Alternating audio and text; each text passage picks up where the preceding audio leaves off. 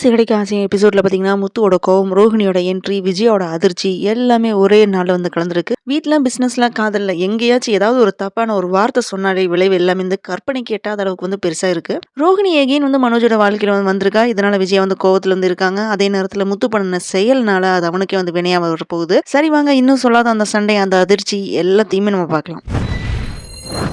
தன்னோட தலையில தானே வந்து மண்ணை வந்து அள்ளி போட்ட மாதிரி வந்து முத்து வந்து பண்ணிட்டு இருக்கான். விஜய்க்கு வந்து அதிர்ச்சியா வந்து இருக்குது. இது பலருக்கு வந்து பாடம் தான் சொன்னோம். கோவத்துல பேசுற அந்த ஒரு வார்த்தை நம்ம வாழ்க்கையை வந்து எங்க கொண்டு போய் நிறுத்தும் அப்படின்றது இன்னைக்கு சிறடிக்கு ஆசை எபிசோடு அந்த ஒரு கேள்வியோட தான் வந்து ஆரம்பிச்சிருக்கு. மீனா வந்து புதுசா ஓபன் பண்ண பூக்கடையோட திறப்பு விழாவோட தான் வந்து ஸ்டார்ட் ஆகுது. ஸோ இந்த ஃபங்க்ஷன்ல பாத்தீங்கன்னா ஃபேமிலி மெம்பர்ஸ் எல்லாருமே கலந்துருக்காங்க. இந்த நிலையில தான் வந்து யாருமே எக்ஸ்பெக்ட் பண்ணாத டைம்ல ரோகிணி வந்து அலையா விருந்தாளியா வந்து நிக்கிறா. வாழ்க்கையில வந்து சில பேர் வந்து எப்பவுமே வந்து அலையா விருந்தாளியா தான் வருவாங்க. விஜயோட ஃபேஸ் பாத்தீங்கன்னா அந்த ஒரு செகண்ட்ல வந்து மாறிடுது. கோவம், கடுப்பு, பயம் அப்படின்னு எல்லாமே கலந்துருக்குது. இவ எதுக்கு இங்க அப்படின்னு மனசுக்குள்ள வந்து கேள்வி வந்தாலுமே வெளியில வந்து சண்டை எதுவுமே போட முடியல. அவளை பார்த்த உடனே விஜயாவுக்கு வந்து கடுப்பா தான் இருந்தாலுமே அந்த ஆர்டர் ரிலேட்டடா மேனேஜர் வந்து கூப்பிட்டாரு அப்படின்னு ரோஹிணி வந்து சொல்றா. அதனால வந்து சண்டை போடாம அமைதியா வந்து இருக்காங்க. விஜயா வந்து அமைதியா இருக்க வேண்டிய கட்டாயத்துல வந்து இருக்காங்க. அதுதான் விஜயோட நிலைமையா வந்து இருக்குது. பூக்கடையை வந்து அண்ணாமலையும் விஜயாவும் சேர்ந்து தான் வந்து திறந்து வைக்கிறாங்க. ஃபர்ஸ்ட் கஸ்டமரா வந்து அண்ணாமலை வந்து பூ வாங்குறாரு. முத்து வந்து அந்த பூ வந்து விஜயாட்ட கொடுக்க சொல்றான். அங்க இருக்கிற சிச்சுவேஷனை கொஞ்சம் லேசாக்கிறதுக்காக வேண்டி ட்ரை பண்றான். ஒரு கணம் அந்த ஃபேமிலிக்கு வந்து சந்தோஷம் திரும்ப வந்த மாதிரி தான் வந்து தோணுது. ஆனா அது வந்து ரொம்ப நேரம் வந்து நிலைக்கல. இதுக்கிடையில ரோஹிணி வந்து மேனேஜரை கூப்பிட்டு ஆர்டர் விஷயமா வந்து பேசுறா. சோ அதுக்கப்புறம் அங்கிருந்து ஒரு பெரிய அப்டேட் ஒன்று வருது.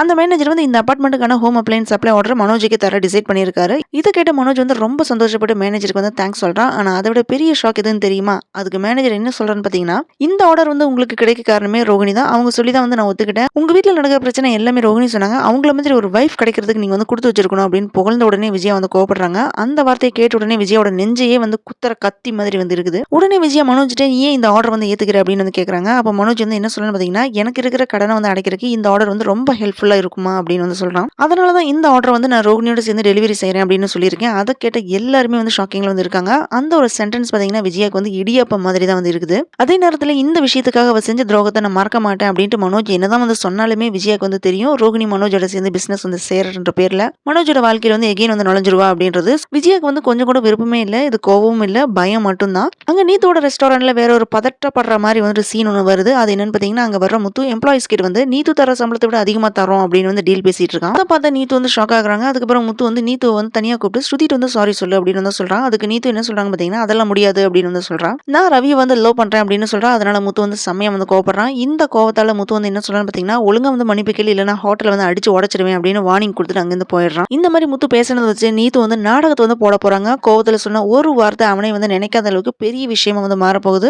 நாம வந்து கோவத்துல யார்கிட்ட வந்து வார்த்தை விட்டுட்டோம்னா எந்த மாதிரி விளைவு வந்து ஃபார்ம் ஆகும் அப்படின்றது முத்து மூலமா வந்து எல்லாருக்குமே வந்து ஒரு பாடமா தான் வந்து இருக்கும். முத்து வந்து அவனோட தலையில அவனே வந்து மண் அள்ளி போட்ட நேரம் தான் அது. முத்து என்ன நினைக்கிறான்னு பாத்தீங்கன்னா, பயமுறுத்தினா எல்லாம் சரியாயிடும் அப்படின்ட்டு. ஆனா நீத்து வந்து என்ன செய்ய போறா, அந்த வார்த்தையை வந்து ஆயுதமா வந்து பயன்படுத்த போறாளா? கோவத்துல பேசுற வார்த்தை நம்ம எதிரியே வந்து உருவாக்கும்னு சொல்லுவாங்க. இன்னைக்கு எபிசோட் வந்து நமக்கு சொல்ற பாடம் இதுதான். உணர்ச்சியில பேசுற ஒரு மிரட்டல் பாத்தீங்கன்னா நம்ம வாழ்க்கையில பெரிய நாடகத்துக்கு திரைய வந்து திறக்கும் அப்படின்றதுதான். முத்துவோட கோபம், விஜயோட அதிர்ச்சி, மனோஜோட இந்த முடிவு, ரோஹிணி எகைன் நுழைஞ்சதுல வந்து என்ன நடக்கும், ஒரே ஒரு வார்த்தை, ஒரே ஒரு செயல்னால அடுத்த வர எபிசோட்ல இவங்களோட வாழ்க்கையில வந்து கண்டிப்பா திருப்பம் வரும். ரோஹிணி மனோஜ் கூட சேர்ந்து பிசினஸ்ல வந்து என்ன செய்ய போறா, விஜயனால இது வந்து நிறுத்த முடியுமா, முத்துவோட திட்டம் வந்து யாருக்கு வந்து பாடமா வந்து அமைய போகுது, இது எல்லாமே அடுத்த எபிசோட்ல பார்த்து தெரிஞ்சுக்கலாம். Thanks for joining with me. இந்த வீடியோ உங்களுக்கு பிடிச்சிருக்கும் நம்புறேன். இந்த வீடியோக்கு லைக் பண்ணுங்க, ஷேர் பண்ணுங்க, சப்ஸ்கிரைப் பண்ணுங்க. Have a great day.